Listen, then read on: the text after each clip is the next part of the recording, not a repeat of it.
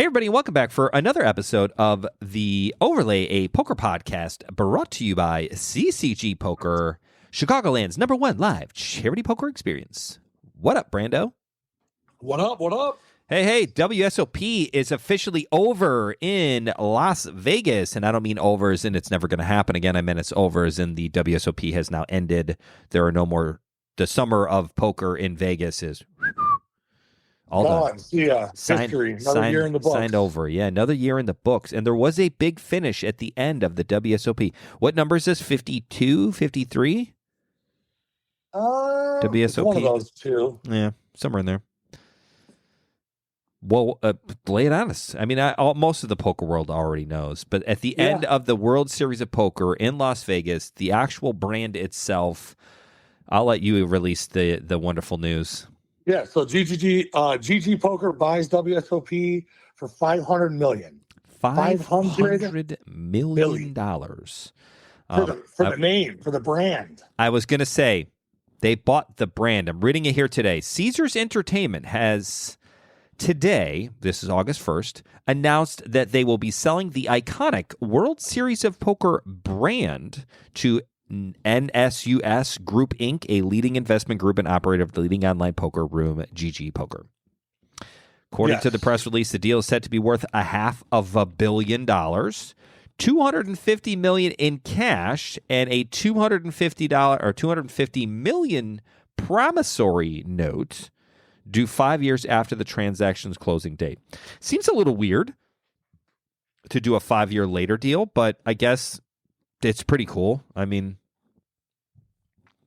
they bought the brand. But let's talk about what that means. And again, I just think this is wildly interesting for so many different reasons. I want to talk about number one. Do you know what the WSOP sold for in 2004 from when Harris bought it, which is Caesars, right?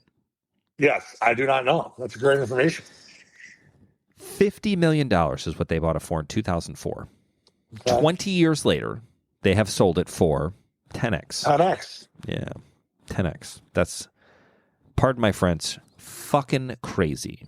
To go from $50 million brand to $500 million, $500 million, 20 years later. You got to say that several things are happening with this. One, anybody that deny that poker is back in the rise, take a look at these numbers. Two, kudos to Caesars, that group really making the WSOP a more fun, exciting experience for poker players, because they wouldn't have grown so much if they weren't putting out a pretty awesome product. And don't get me wrong, the product's not perfect, but I don't really know what the WSOP was like in 2004. But even if you just look at like the production of watching the WSOP on TV, like it's changed significantly, and the fields have gotten bigger, and the rise of poker, between the two booms, I think it's pretty wild. I think it speaks to the game of poker that the biggest name in poker has gone so far. I think that only speaks well of the whole industry. Yeah, I agree, and I also think that you got to remember there was some low years in that 20-year too. Mm-hmm. I mean, if they sold it in 2004, that is at the poker boom. We're at the beginning. We're at the big bang of the poker. Yeah, kind of like the starting gates. Like it was on the rise. Nobody knew if it was going to continue, but it was definitely trending up, even like more up, because that was prime time party poker. Fuck, all of the pokers were out at that point. Yeah, Full Tilt, Paradise, everything. Poker Stars, Bodog. I played a lot of Bodog. Yeah, Doyle's Room. I mean, you can go on and on. Yeah, a lot of them were skins, Ultimate Poker or Ultimate Bet. You're right. 2004 was like the start of all of the online pokers really making a huge push. And, makes me think of what, maybe companies were, or brands in general. I would also like to kind of talk about the idea of what did they actually buy? So it's not GGpoker that actually bought it. It's the group, the investment group that owns the majority of GGpoker is purchasing the WSOP. which is a European or I should say foreign company. I don't know what the company is, but Yeah. it's not a U.S. company. No. Or a U.S. group. No. So is that good? That's good for poker worldwide. It's good for poker worldwide. That is true.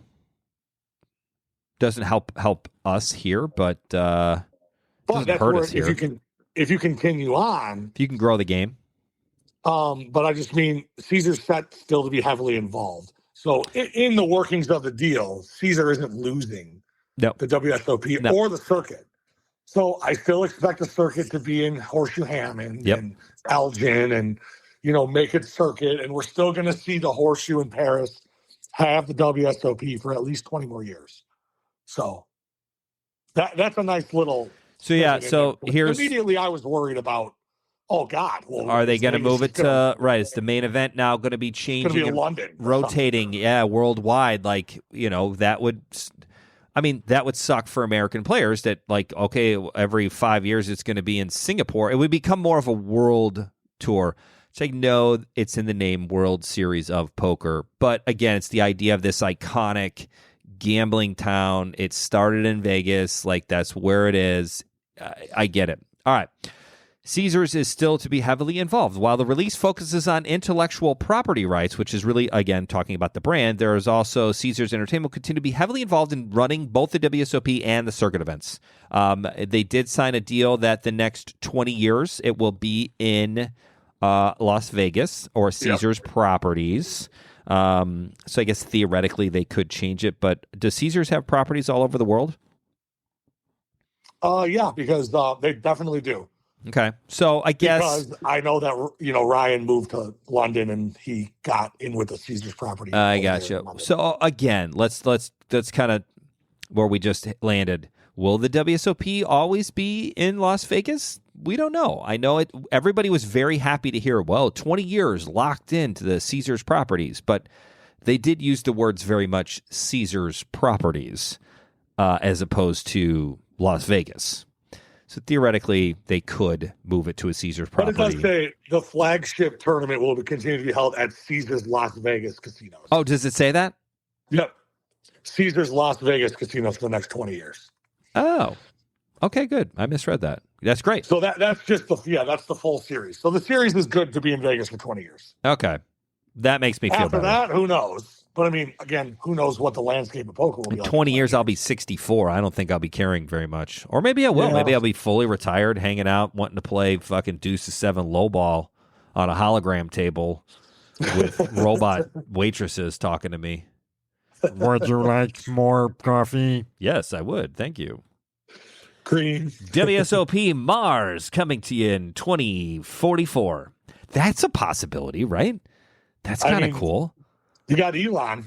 Elon's trying to put people on Mars. Dude, Elon's, sometimes I wonder if Elon's Twitter account is a parody account. And then I'm like, no, that's Elon. Just him. Oh, man, he really doesn't care.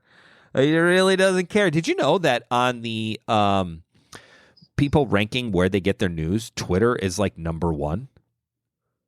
I get all my information from Twitter. I do too. If I'm curious if something is real or not, when I found out that President Trump had been shot at, or there was an assassination attempt, or he fell on stage, or something happened, the first place I went to was where? Twitter.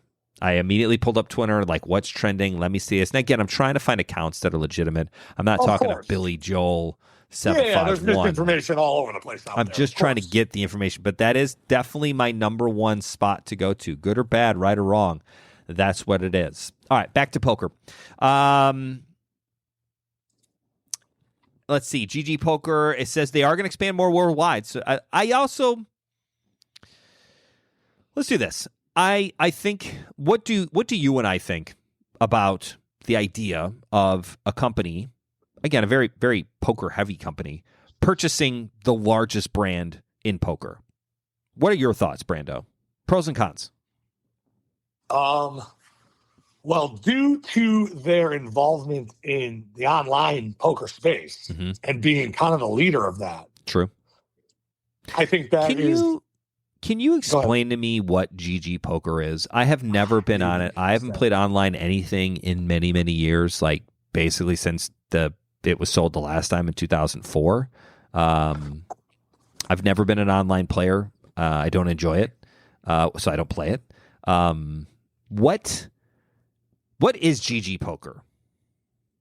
I mean, it is exactly what you would think it is. I don't know what it is. What is GGpoker?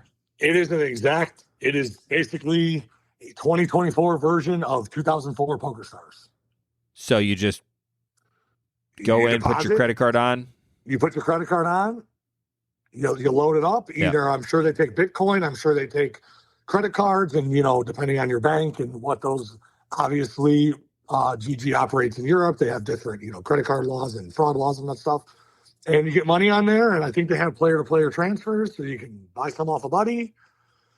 And you can run private games, like you can run your own little home game out of GG. I mean, they have cash games, they have tournaments, they have guarantees, they have poker series. They got everything. They have everything. They have a lot more like animation and things you can do you have more options than just like muting a player and getting your 2 cards and clicking fold raise. So it kind of took what Full Tilt did with poker, the idea of the interface being kind of like cartoony and animated and fun and different than anybody else. They have kind of escalated that into more animation, more things and whatnot. Yeah, you can throw tomatoes at guys. Oh, nice.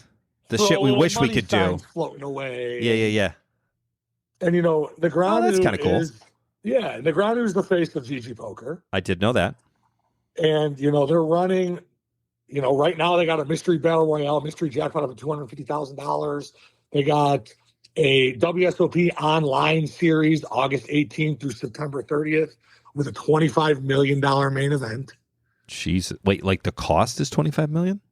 No, the guaranteed is $25 There we million. go. There we go. Yeah, that would be different. But go ahead.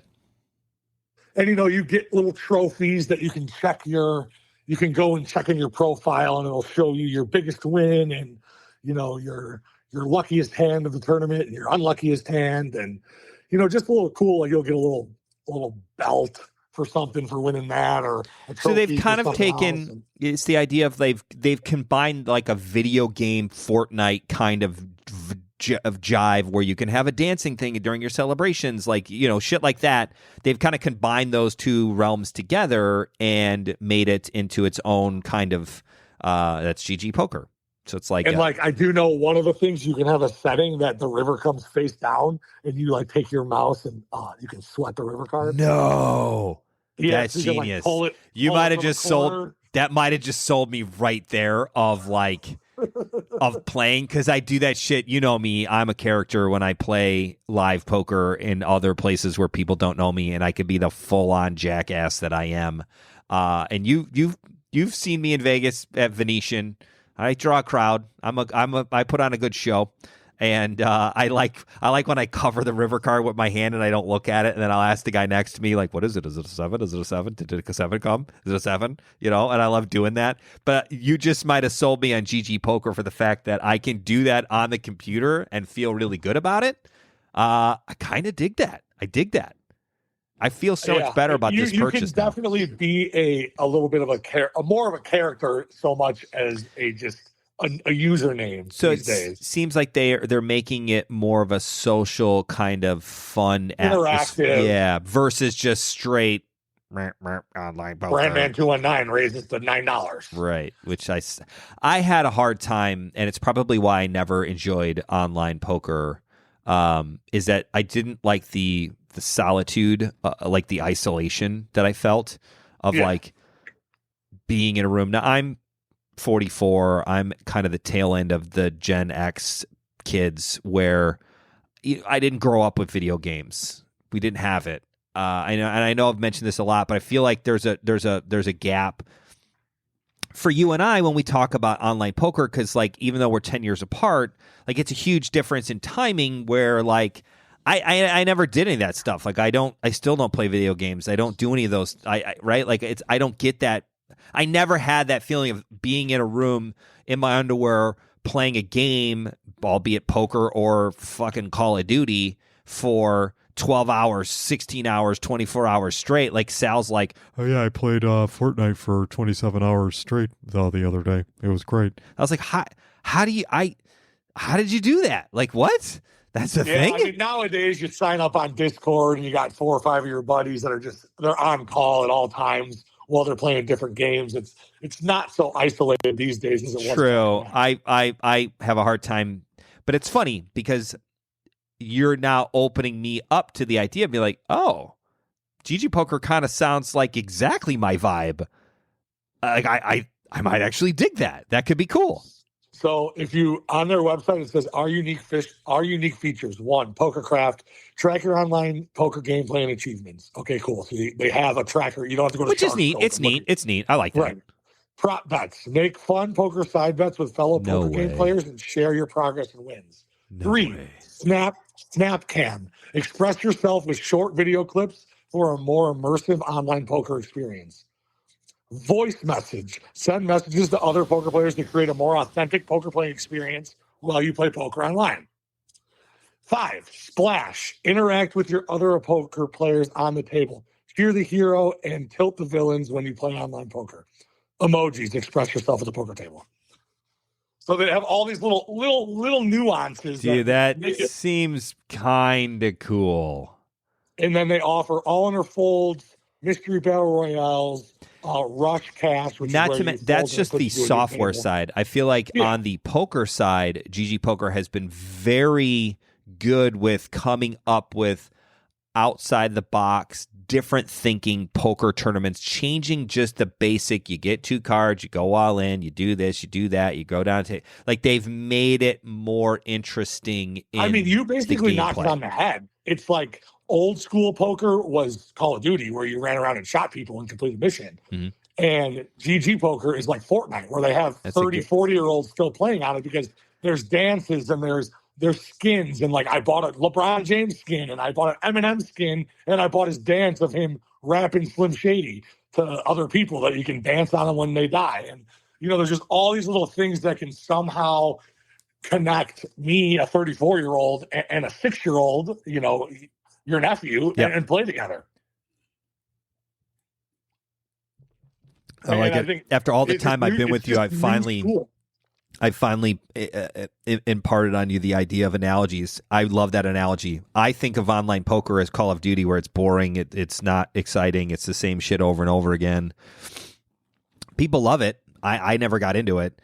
And then you're like, no, that's what it was 20 years ago. Now it's fucking Fortnite, which has got all this extra stuff, and you can get skins and buy this. And granted, part of it's just to make more money for GGpoker, which I'm totally fine with. Obviously. But if you can give the player a better experience and they make more money, that's how you end up buying the WSOP for $500 million, because they are kind of the leader in the industry of making poker great again. So going back to your original question, I think the biggest pro is that, GGpoker and WSOP can now be integrated even more so than they ever were. And I think that's just going to blast up your satellites and your WSOP main event qualifiers. Wow, I never thought of that. Everything that there was in 2004 to kind of create that poker boom. Yeah. Oh, like Moneymaker, he got into the main event for $109. Was it 109? Yeah, I think so. Jesus. It's $109 or 11. It was one of those 11 to a 109, a 109 to 1100. Doesn't matter. He got in on a satellite of a satellite of a satellite of a satellite. Won 5 tournaments to get to the WSOP and then beat Sammy Farha in the greatest TV final of all time that everybody has seen. I mean, it's great. Right. So it's that I think is the number one. And now that is much bigger for Europeans than us because of our legalities right now. But I think GGpoker knows the long game, and it's only a matter of time before more and more of these states. And I mean, maybe that gives them credibility with the United States of, well, we're partnered with Caesars Entertainment here in Las Vegas. Mm-hmm. You know what I mean? Like, who knows? I mean, it's all state by state in the United States, and it's very slow, and we really haven't had much movement in the last 10 years of online poker. And New York and Pennsylvania and Michigan and New Jersey and Vegas are like, the only 4 or 5 that can have an online poker. You can have online poker accounts, but, who knows what that's going to be in 10 years? Maybe they know something we don't. just the idea of, in theory, you could have a worldwide satellite system like we had in like 07, 08. Like 2012 was the largest before last year, where the Jamie Gold years of like full on. When did Jamie Gold win? I don't know, 07, Yeah. 08. Like where like everybody was being able to satellite in, and the satellites were crazy. I mean, I that idea to me to take a poker boom that we're in right now, because was last year's the biggest WSOP in history again? Oh yeah, this past the year, main event. last month. Yeah. Yes, last month. Yes, the main event had more. It's the largest number for the main event. Yes, they beat last year's record-breaking year. Yes. Okay, so to take 2 record-breaking years in a row, it's kind of like the bird. It's just like this thing that just keeps growing. The Black Friday bird, I meant, and now we're going to add in a fact that conceivably you're going to get more satellite in a bigger area. I mean, it might take a year or 2 to get that going legally wise, where we're regulated and allowed to do so. Because again, all of this is customary to regulatory approvals. The deal might not go through because of the fact that if like, no, we're not going to change these licenses or gambling. Like there's a lot of paperwork that needs to be done for this. Sure. So it might not happen, but we're just thinking out if it does happen, let's say all of that goes according to the way they want it to go, which is amazing. Can you imagine getting a $500 million sale and then have the government be like, yep, nope, sorry, you're out. You can't do that. Yeah, that would be really wild. suck. Yeah, especially for a company that you bought for $50 million. Anyways, just the idea of being in probably the larger of the 2 booms. I think the poker boom is bigger now than it was, in the moneymaker days. I think we're in a better spot than we are now. We've got all the TV tables and all of the things streaming and things that are happening, and honestly, influencers. I think content creation. I think TikTok and Twitter and. That's all relevant now where it gets the younger generation. It was always like, sorry to interrupt your thought there. It was like, we didn't have, the question in 2012 was, how are you going to get an 18-year-old to play an old man's game or a new age? Like, because obviously it was easy for me. You make it more fun for them. I was 14 when Moneymaker won. It was on ESPN. I watched ESPN every day anyways. Mm-hmm. Then they have. You were a sports fan. You weren't a poker fan. I was a sports fan first, right? And then I got exposed to poker, and then it was very easy for me to hop online and then deposit with my dad's credit card. And now I'm playing the game as a 15-year-old. Well, fast forward 8 years after that, it's 2013. All of the online stuff is gone, banished. The ESPN rights are pretty much down. They might have had like the main event live going on that time, but it was like the main event only. There was no the productions of the circuit events. Right. And I remember all summer long, every Thursday night was a new WSOP. We'd hang out, play poker, and watch it. Like that. And then it's like, well, how are we going to get, you no longer have online, you no longer have it on ESPN. How is someone exactly like me ever going to get into the game? Well, now it's from TikTok and sports betting and everything else, the surrounding gambling arenas. And then you add that with content creators, and now, I mean, Charlie has poker videos pop up on his TikTok. He's 11 years old. Maybe that's not right, but I mean, the algorithm eventually just spits that at you, and some kids are going to be like, "Oh, this is great. Let me watch more of this." And then next thing you know, 5 years later, they're at CCG playing 1-2 with $80 because their mom dropped them off because they want to play. And I mean, that's how stuff grows. And again. There is that negative connotation with poker that it's gambling and it's bad for you and you shouldn't do it and it's, but like again, we're thinking or people who are thinking that way are thinking of it as like this dirty backroom game that is played by these creepy old guys. That's really not what the game. You and you're going to lose all your money. Yeah, the game's really not like that anymore. The game has gone from that to like more of a kind of a chess area of like it's a battle of the minds using these cards to do so. Like it's different, right? Like I feel like we're transitioning into poker players are not used car salesmen. It's like they're you know what I mean? Like it's a different they're smart or they're and it's hard to get out of that. Or above the grain or right. It's hard to get out of that, but again, with influencers and content creators and the WSOP being bought for $500 million by a company that's really kind of the technology leader of online poker, which is amazing to me. I think it's cool. I like where poker's at, and I like where it's going. I am nervous about the WSOP becoming more of a worldwide brand, selfishly as an American, where we get a lot of circuit events here and we get a lot of Vegas action. I love the idea that Vegas has 3 months of poker, 4 months, no, 4, 3, 3.5. I mean, all of June, all of July. Most of August and a portion. So yeah, I guess 3 months. You know, you get from like Memorial Day through like the end of the summer, where you've got, I mean, just so many cool things happening now. And the WSOP has done a great job as well. That's why they've sold it for so much more than what they bought it for. They've implemented so many cool new ideas.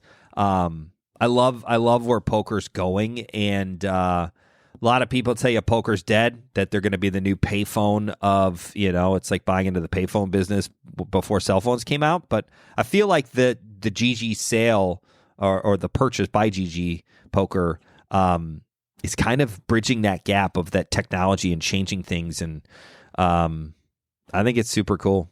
I think I'm very excited about it. And back to your like backroom analysis of that and how it used to be shunned upon. I think, and I hate to keep going back to sports betting, but sports betting has broken through that. Yep. It used to be a degenerative. Everybody go does to it Las now. Vegas and Yep. Or go to your bookie and meet up with them, and hopefully it doesn't crack your leg if you don't pay. It went from that to like it's every commercial, it's everywhere, it's cool, it's fine. Prop betting, you can't go to a game without betting on it. And again, 24 game parlays. Yeah, and we're talking about betting $5-10, like not right.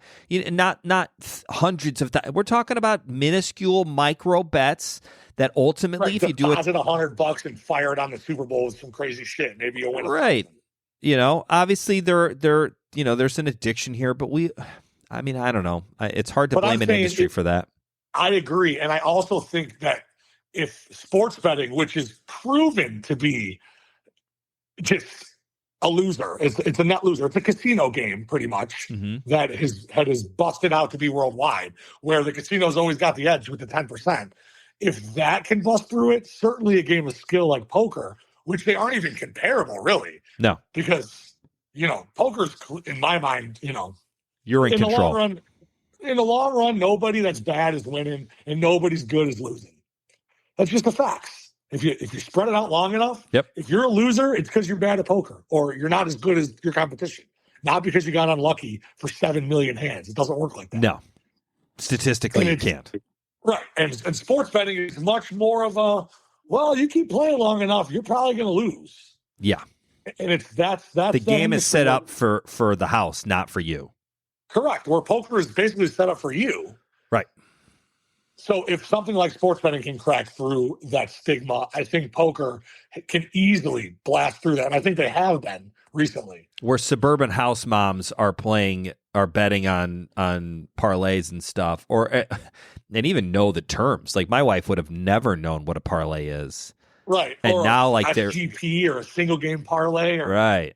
Multi-leg. Yeah. I mean, like these are terms that are becoming more often. So yeah, it's becoming more commonplace, and I think it's good. I think I like the way that poker is kind of rebranding itself as more of an intellectual game versus, where there's study and you have to work at it, and if you work hard, computers helping you. Correct. Whereas, and again, there's a negative side to that because now the person who won the Jonathan Tomeo, now there's a Tomeo law rule that's coming out for the WSOP possibly that you can't use AI and that you can't use your phone. And it's like a total step backwards from what you and I have been talking about, which the purchase of GGpoker of the WSOP transfers to the idea of technology really kind of coming back and making poker better and exponentially bigger than it is now, which to me is kind of a little inconceivable. There's the flip side where people are like, no, we're kind of ruining the game by having a laptop at the rail where you can go and look at and be like, oh, did I make the right decision here according to the two GTO robots playing? it gets down a weird rabbit hole of, well, is technology good or is technology bad? Should we keep the game the same or should it evolve? Where is it evolving to? Now 11-year-old Charlie's getting stuff on his TikTok about GGpoker. Is that cool or not cool? I don't know. It is what it is. Like, to each their own to make a decision. And if you can't handle it, you can't handle it. But it's hard. I like the idea of GGpoker purchasing the WSOP and the game itself growing and getting to a bigger audience. I never see that as a bad thing. I think if more people would see poker and see the events and see the people that are involved, the 95 percentile of people who play poker are just regular people looking They're just ordinary people. Yeah, like I want to hold on to that competitiveness of, being able to compete in some kind of pseudo sport. And that's pretty cool. Like people want that, and people who want to continue to. And there's some people that just have no interest in competing and doing that, and that's fine. They don't play those games, but I want to compete in something. I still play in golf tournaments because I want to compete and I want to feel that nervousness and I want to feel it. And sometimes I leave thinking, why do I put myself through this? This sucked. I'm aggravated. I'm pissed off. I'm frustrated.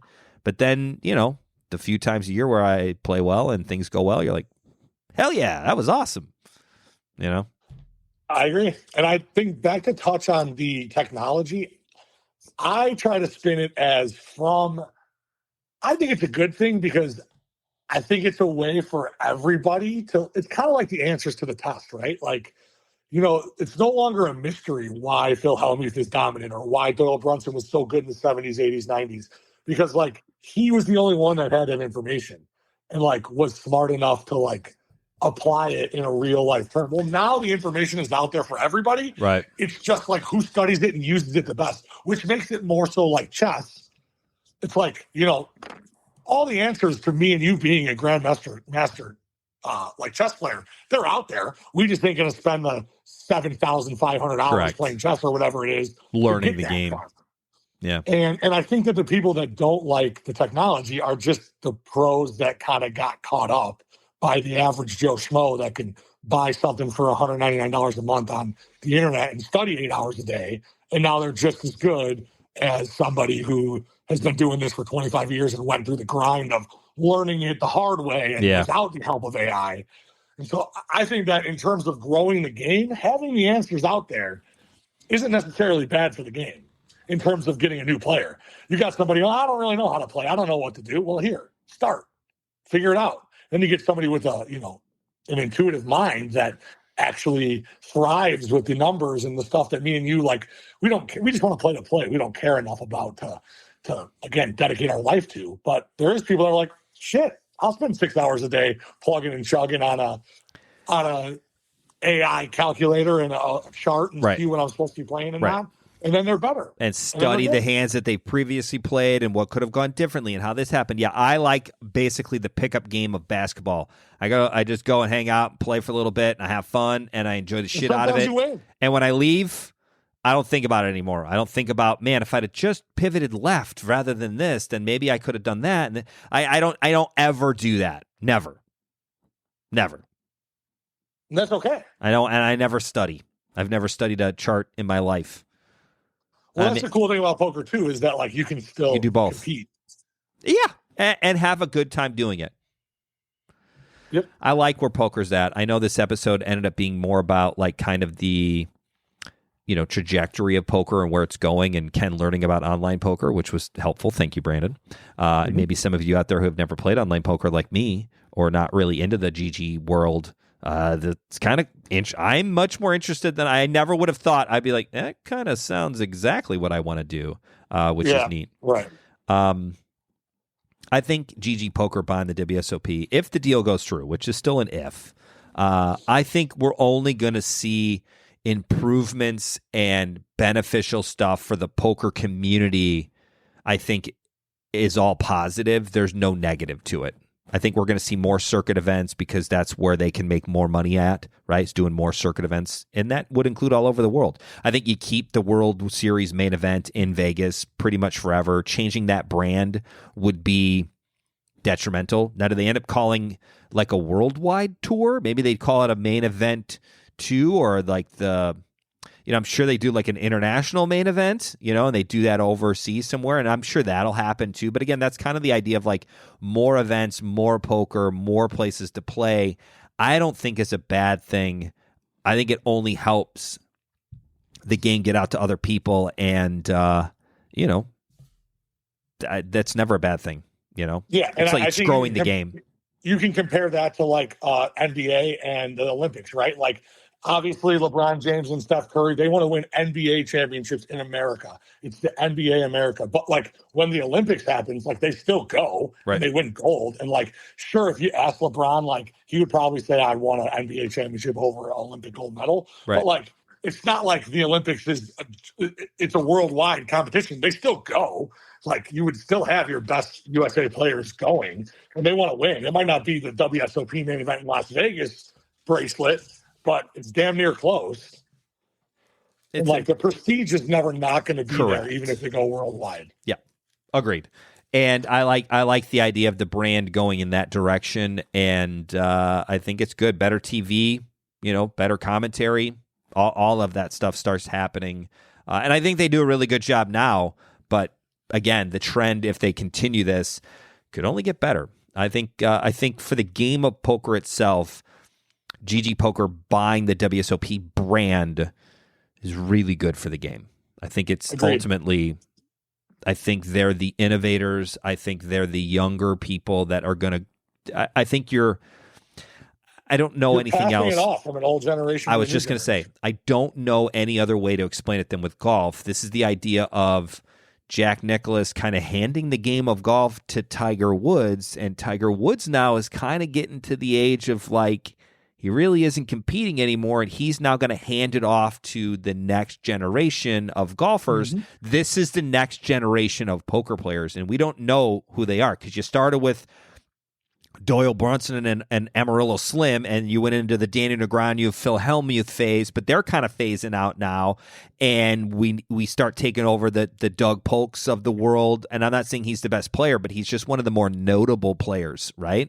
Like the people, the players people watch and think about, and well, what's he think about this, and what's he doing? Like, I love that idea of this is another transition of the game and where they're going to take it if they continue to do what they've been doing. I think it's pretty awesome. Yeah, I mean, that's a good way of putting it. Every 20 or 25 years, the torch gets passed, and like somebody else has got to carry it. From the 80s and 90s to 2000s, from it being nothing to buying the WSOP in 2004, and now they've had their 20-year run. Yeah. And it's the same thing. It's Jordan to LeBron to whoever's going to be next in the NBA. It's just the way things go. And like, you always want to pass it off, especially business and not sports related, to somebody who's going to keep it in good hands and grow it. Right. And innovate and change some things. And some of the old guard would be like, that's terrible. You shouldn't change. No, you do have to change that because that's just what the newer generation wants. And the old people don't want to do it. And the younger players do. And it is what it is. It happens in every sport. You know what happens when that doesn't happen and we keep doing the same shit over and over again with no innovation and no changes, right or wrong? You can argue about it. You know what? Just the arguing about it brings focus to the game. And that's ultimately what you want is people looking at the game. Kind of the PGA Tour and the LIV arguing about themselves, about money. It's a bunch of rich white guys arguing about money. You know what? We've gotten more eyes on the game of golf because of that. That's a positive, even though it's a pretty negative situation. Any press is good press. A sport that hasn't had any innovation, any press, good or bad, nothing happening in it, horse racing. And horse racing is gone. And it'll be gone in the next 5 to 10 years, and it'll never come back. And then people will talk about the Kentucky Derby and be like, what was that again? And like it'll fade out because nobody's innovated. Nobody's taken it over. The torch hasn't been passed. The same people are still doing what they've been doing for now 50, 60 years. The younger people are like, this sucks. This is boring. This is stupid. Right. Another thing was kind of baseball. While we're on this, last thing, I know we got to wrap this episode up, but like baseball, same way. It was always, national pastime. Oh, Mickey Mantle, Babe Ruth, 20s, 30s, baseball. 40s, murderers row. Yeah, and then you get into the 70s and 80s, it's cool. And then you get into the steroid era. And then after the steroid era, the early 2000s, all of a sudden, this new age, this internet age, these kids like, my age or younger, they get bored. They don't want to sit in a 3.5-hour baseball game. They don't want to watch 8 grown men stand around while one guy pitches to one batter. And you know what I mean? It's just like, in general, baseball was kind of dying. And then they realized that. And even though it's an older commissioner and older owners, they still have younger guys under them that are saying, hey, we got to do this. We got to analyze, we got to analyze. Adapt or die. Adapt or die. And now look at all the stuff they've done since COVID. The games are 2 hours now instead of 3 hours because of the shot clocks. They made the stolen bases a lot easier to do because you can't throw over there 9 times and keep the guy on. Right. You can throw over there 1 time and that's it. And then you get like the minor league teams doing like the banana ball shit where like, totally changing the rules. I mean, that might be a little bit outside of the norm, but like, again, just the idea of those, then the major leagues can maybe implement some of that stuff. I would love for the fact to be in the World Series and have the fact that if a fan catches a foul ball and the play, like, that's fucking crazy.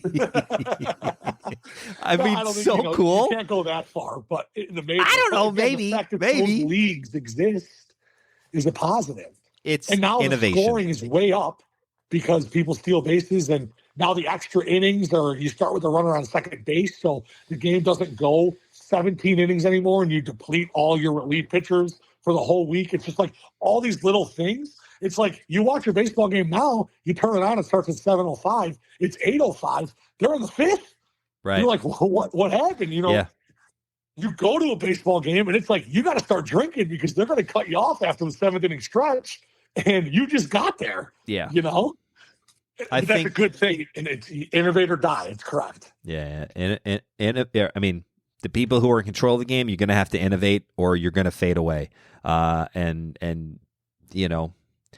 fact that poker can ride their upward momentum towards the end of this era, I mean, it's kind of a slam dunk for, That's awesome. Usually it speaks really well to where the game is going and what's happening. And I think out of all of the sports or options to spend your money and do things, I feel like poker is in a really good spot of like trending upwards, changing their image from backroom games of card sharks and cheaters to where your parents are like, stay away from those people, to like, oh, I'm proud of you. Like, you won a poker tournament? Like, that's great. It would be like, sick. Let me go next. Right. Like, and again, I love sports that are mind-based in the sense where it's not about your physical ability. It's not about your language. I can go to freaking Japan and play poker because I know how to play poker. I can look at the chips. I don't need to know their language. I don't need to know their customs. I might be a rude, ugly American, but fine. Per the game, I don't have to. It's just a game. I know the game. The game's the same.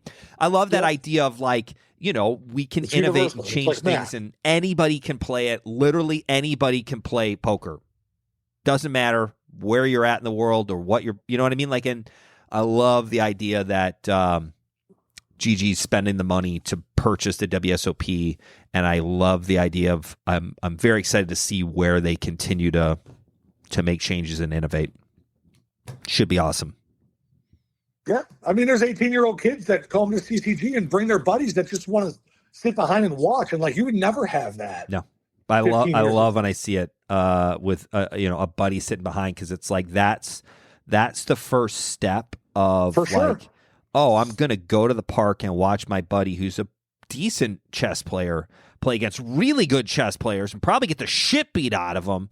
But, I'm less intimidated now to play in this game or play with it's very cool that's, you got to keep the young interested in your sport or your game or your business or your information, because if you don't, eventually it's just gone. Because they're going somewhere else, and they have very short attention spans, and especially now. And if you don't interest them off the rip, they're moving on to something else. Right, and eventually, it's like a TikTok video. You don't like it, you flip through. If that happens enough, then you're out.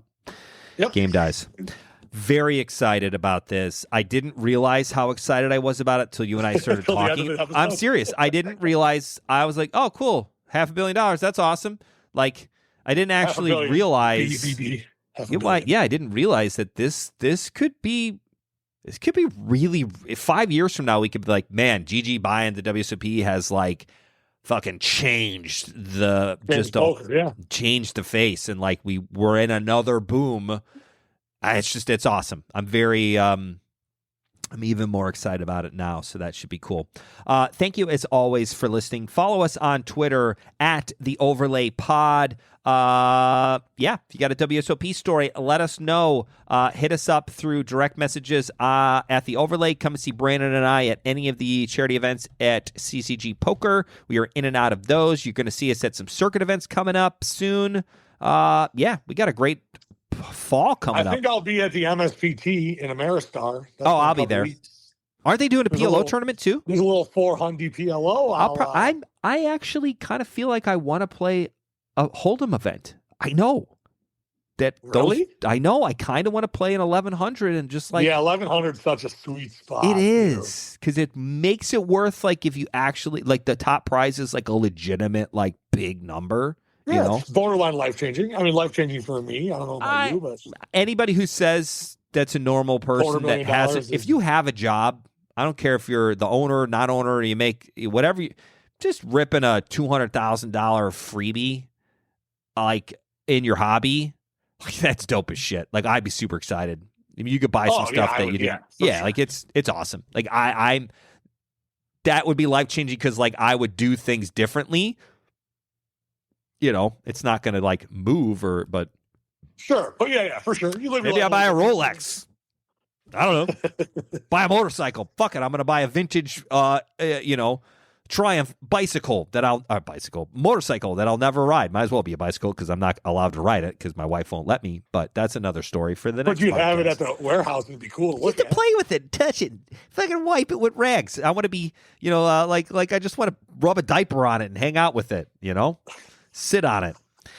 Anyways, that's the end of Ken's fantasy of what he would do if he won an MSPT event. Hope to see you. Gotta play. The point is, hit us up on Twitter. Come to see us if you're in the Chicagoland area. Come and see us at a CCG event. We would love to hear your stories and go from there. And we'd like to have more people on the podcast. I've been very generous with ripping out. I'm going with the idea of, I saw a guy who sent out celebrity invites to his wedding, and he actually got back. This is like on TikTok, and he actually got a box back from Michael Jordan. Now, I'm sure it's the Jordan company or the brand, but again, this is why they're doing such a great job. They sent him like some super cool shoes that were released like near his wedding date, and it said, "Hey, thanks for the invite, but I'm not going to be able to make it. Here's some shoes for your big day." Like, it was super cool, and he didn't send it out thinking, like everybody's like, I don't know, send it out to Brad Pitt, see if he'll show up to my wedding. I feel like we're in that same realm right now. Like, I'm gonna just send out shit to Daniel Negreanu and Phil Hellmuth and other players and just be like, "Hey, you want to be on our podcast?" And maybe one of them will say yes. Maybe they'll all say no. I don't care. But maybe one will say yes. But with that being said, hit us up. Maybe all of you out there with stories, maybe we're the gatekeepers now. We're probably going to say no to most of you, but there might be one good story out there that we want to hear, and I'd love to hear it. And so hit us up on Twitter is the idea. Or through CCG, whatever. Find us. You can find us. We're out there. Anything to follow up with, Brando? No, I got nothing, man. Hit us up on Twitter. Hit us up in real life. Let us know. You can even text me through the CCG website and get some information that way. If you're a non-technology old player who's trying to work their way into GGpoker, we'll teach you how to do that too. Thank you for listening. And Brando, send us out of here. Farewell, all. See you soon. Bye-bye.